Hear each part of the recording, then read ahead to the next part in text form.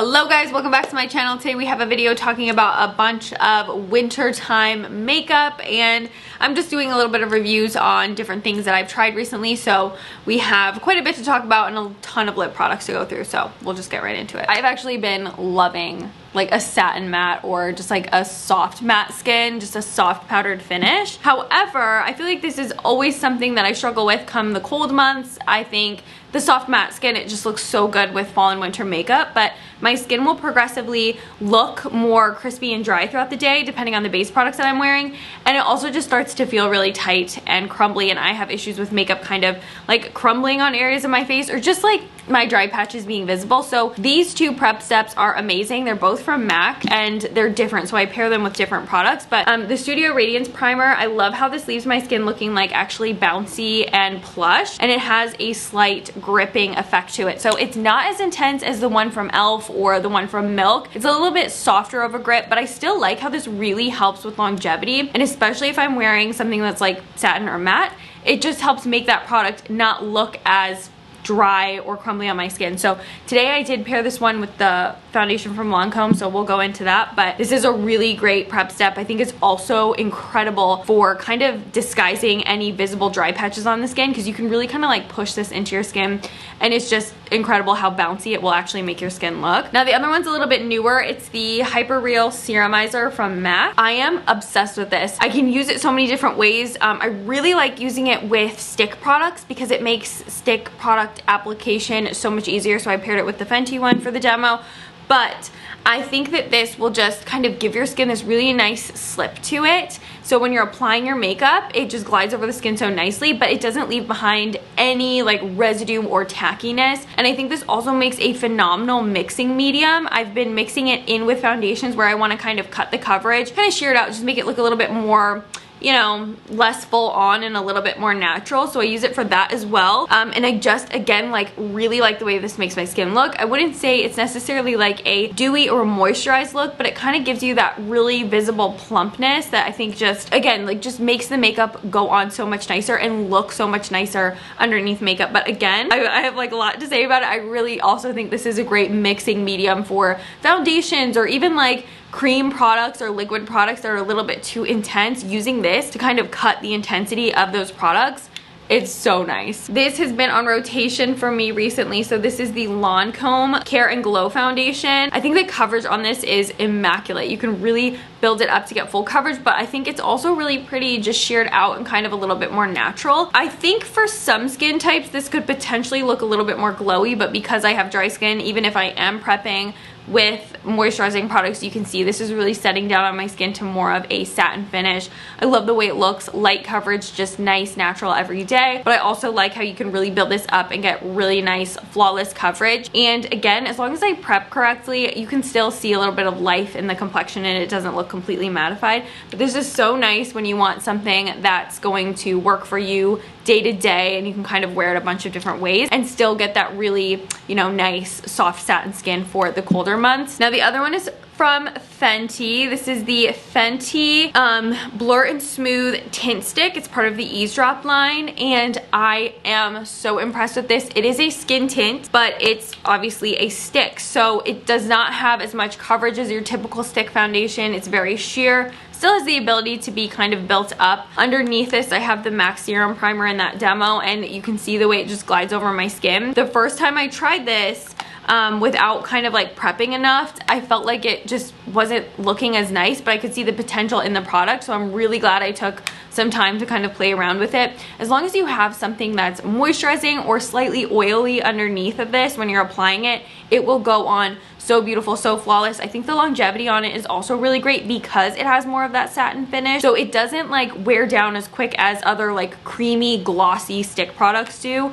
And I love the way my skin looks when I'm wearing this. So with both of these, I feel like I get such a nice kind of soft matte satin finish, perfect for the colder weather and like just, you know, doing all those looks. Hi, Puppas. You wanna come say hi? He just came over here and wanted to say hi. Came over here and put his paws on me. I know you're gonna lay on the couch by me. I have two concealers I really wanna talk about. They're both really different. So the first one is the Natasha Denona, the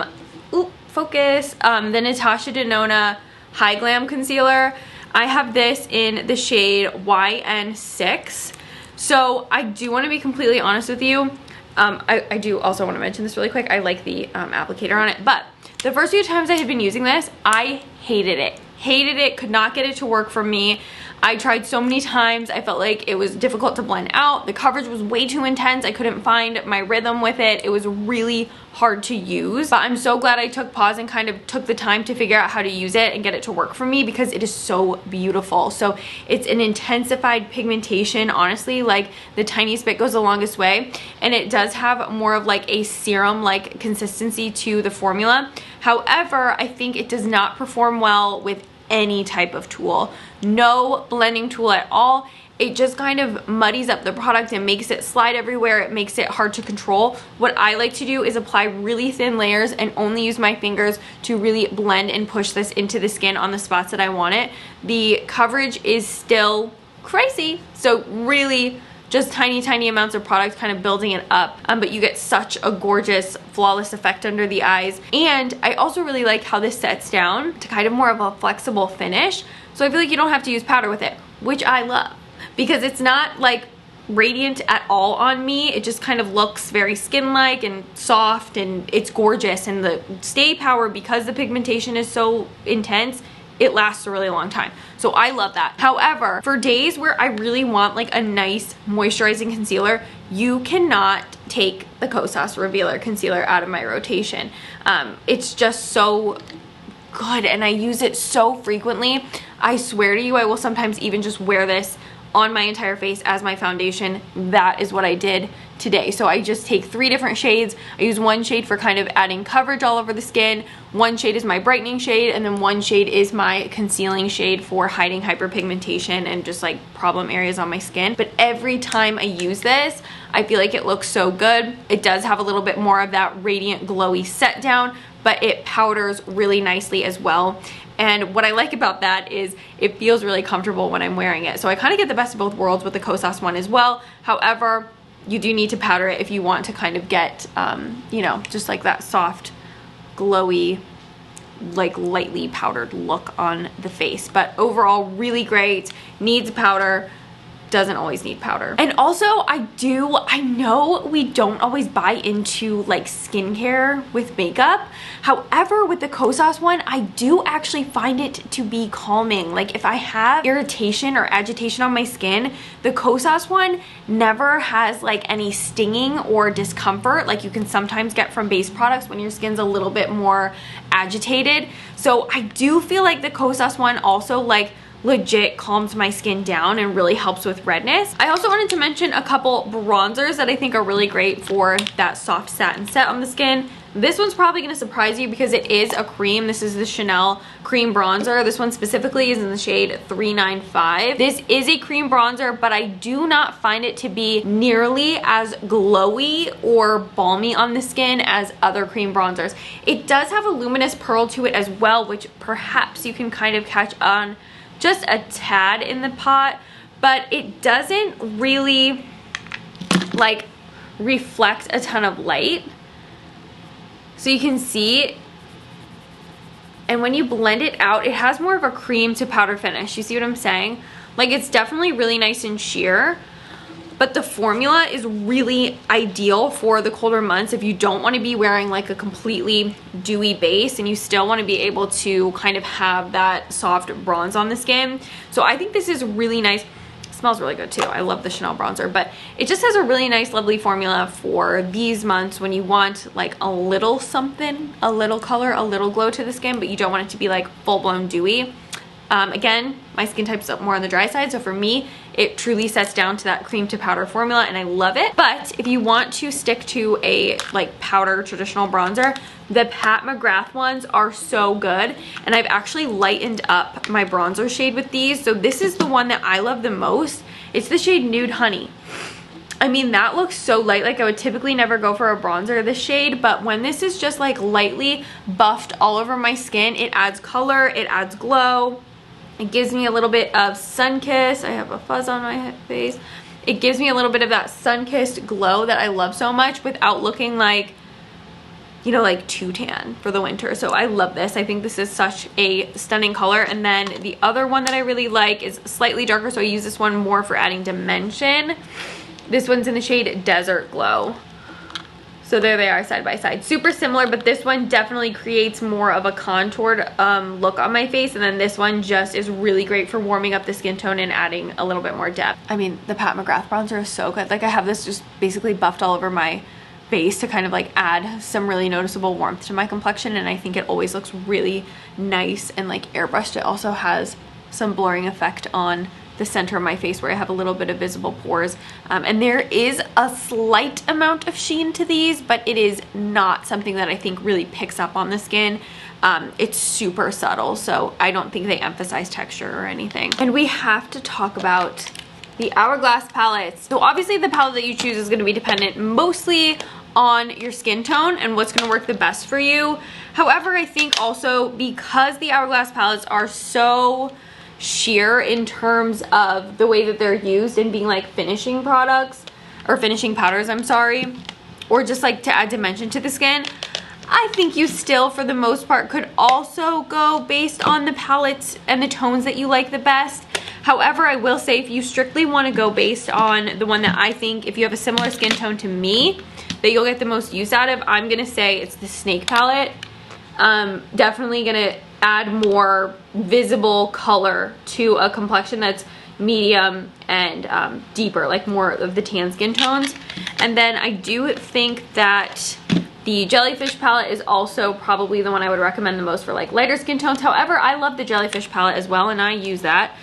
And then with the Leopard palette, I think this is more of the mid-tone, like free-for-all. If you like these tones, you can definitely get those to work too. I really, really like these. I think it, you know, like I said, comes down to your skin tone, but also the shades. If you like the shades and you think you can get them to work, and choosing the palette that you think you'll utilize the most shades out of. But they are so good.